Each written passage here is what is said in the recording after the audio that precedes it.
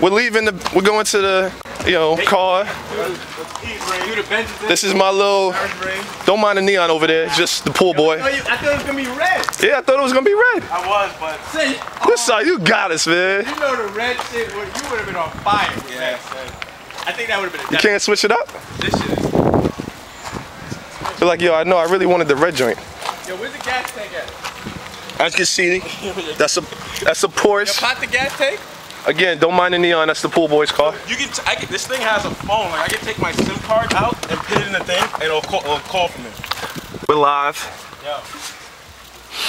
You smell that? It smells like a new That's that new car smell. That's not that new car air freshener. It's an actual new car smell.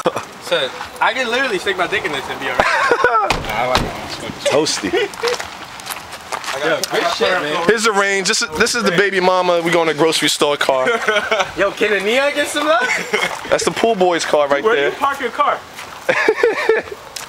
On the street? And we got the Camry. You go back, you switch it? That's for my 16-year-old daughter, her first car. But there's spots where like you only have to move it on Wednesday. Oh, really? And this is what we do. We're in the Hamptons. I mean, This is all day, every day. every day. You big dummy.